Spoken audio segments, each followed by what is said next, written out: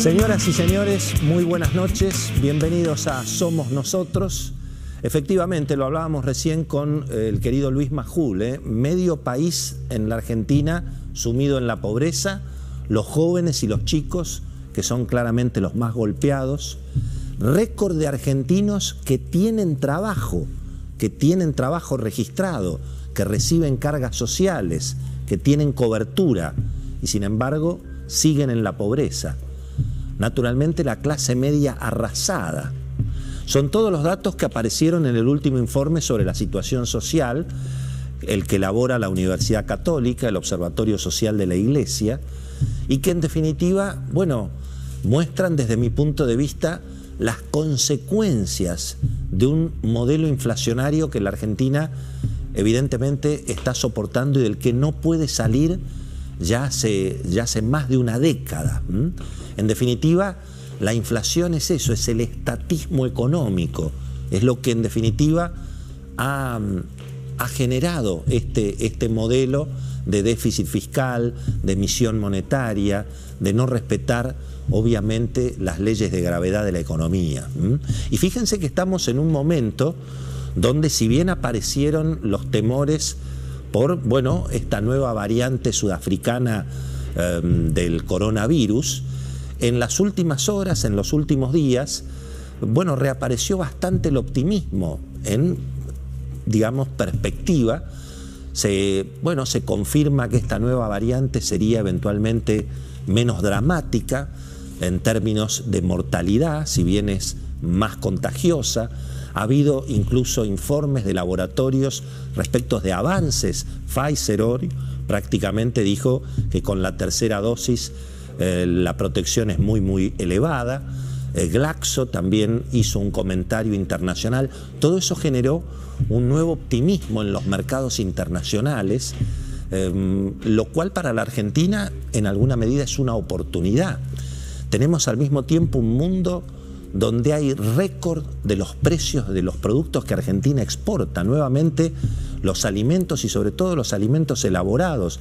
Hay récord en los precios internacionales de la leche en polvo, de la manteca, de los quesos, de todo lo que Argentina podría aprovechar. Y sin embargo, ese modelo inflacionario, ese estatismo económico, esa intervención en los mercados con, se supone el buen objetivo de proteger la mesa de los argentinos. Pero fíjense a dónde ha quedado la mesa de los argentinos, con medio país sumido en la pobreza. Y entonces, en lugar de aprovechar este mundo que está dispuesto a pagar fortunas por los productos que elabora la Argentina, seguimos adelante con el cepo a las exportaciones, el cepo cambiario, esta idea que ahora promueve el gobierno de desacoplar los precios internacionales con los precios locales, y entonces en definitiva todo esto traba la producción, vuelve el gobierno a enfrentarse con el sector que genera los dólares, que es lo que Argentina necesita. Argentina necesita naturalmente que ingresen dólares.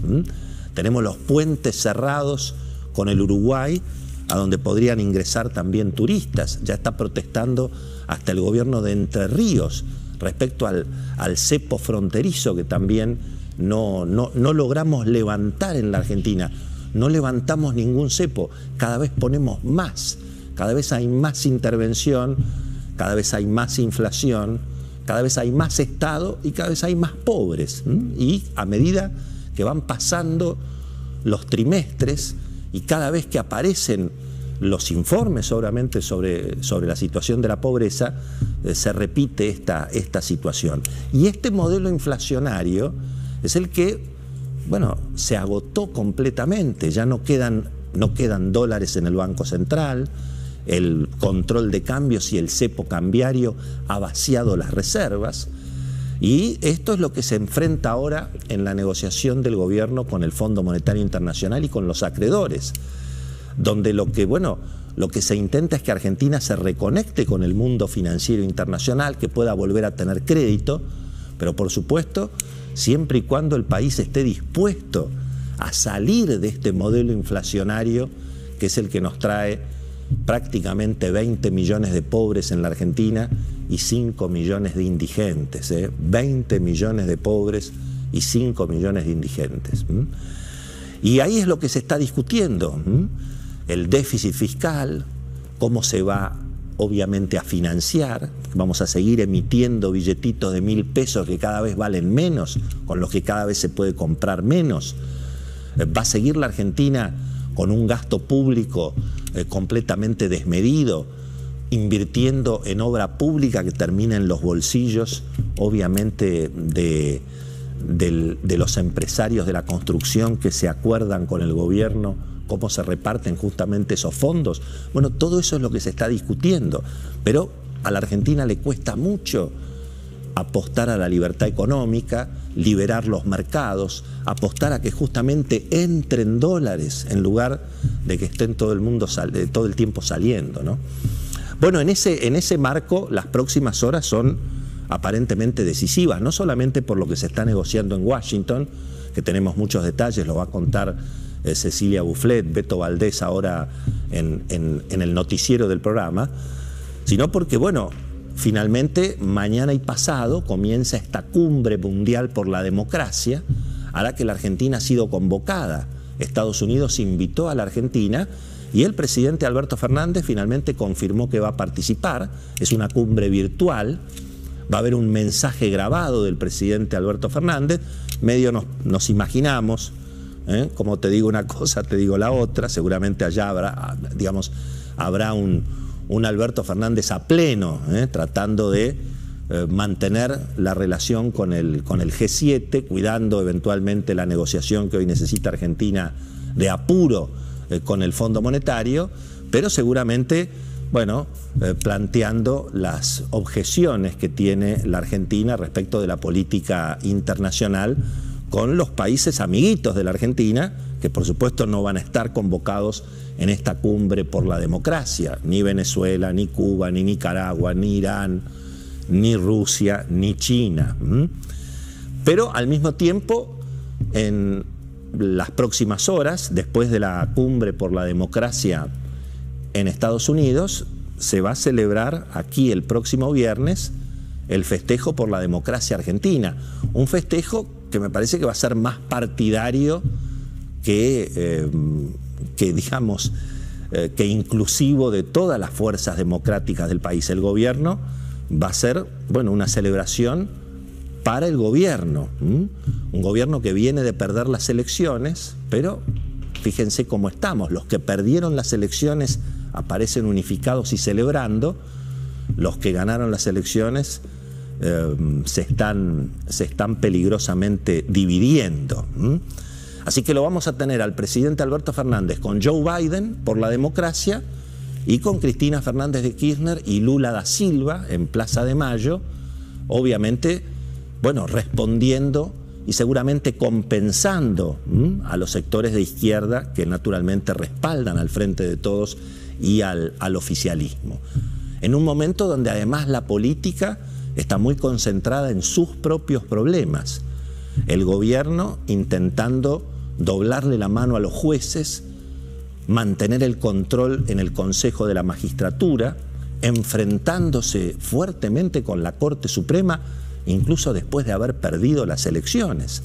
Y allí, bueno, atención, porque se espera justamente la palabra de la Corte Suprema sobre el futuro del Consejo de la Magistratura, que es en definitiva la herramienta que ha tenido el oficialismo para mantener a los jueces en un puño.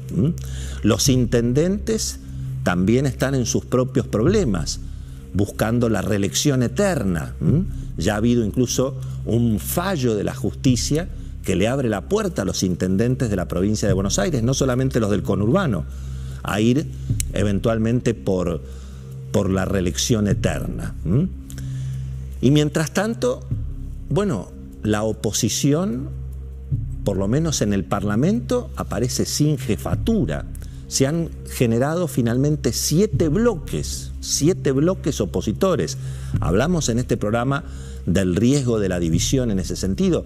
Se ha postergado hasta marzo la elección del presidente del interbloque opositor, con lo cual, bueno, se le abre la oportunidad al oficialismo para, en todo caso, ir negociando con una oposición dividida que va a tener 7 interlocutores. Vamos a hablar de la nueva oposición y de lo que se viene en el Parlamento justamente ahora en el programa. Y un actor político que yo diría está más vigente que nunca y que tiene mucho que ver, por supuesto, con el modelo inflacionario, con el modelo estatista, con la intervención, que es el fenómeno de los movimientos sociales y el piquete. Se están recordando, estamos a 20 años de lo que fue el estallido de la convertibilidad, la caída del gobierno de Fernando de la Rúa y en alguna medida la institucionalización del piquete como factor de presión política central en la Argentina y yo diría tal vez hoy más influyente y más poderoso que los propios partidos políticos. En este clima se están desarrollando los acontecimientos, en este clima la Argentina define finalmente si va a lograr algún grado de acuerdo con el Fondo Monetario para contener la situación y para poder eventualmente hacer un ajuste controlado, de alguna manera establecer un límite a esta espiral inflacionaria que nos genera cada vez más pobres en la Argentina. Lo decíamos al principio del programa en el pase con Luis Majul.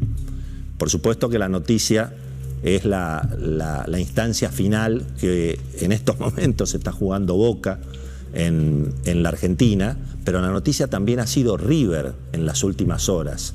La figura de, obviamente, el muñeco Gallardo, la figura de Rodolfo D'Onofrio, un presidente que terminó su mandato, aceptó que naturalmente tiene que haber una renovación, una institución que respeta a las minorías y, en definitiva, bueno, lo que representó la figura de Gallardo en River, un proyecto, un equipo, liderazgo, respetar el mérito, respetar al que se esfuerza.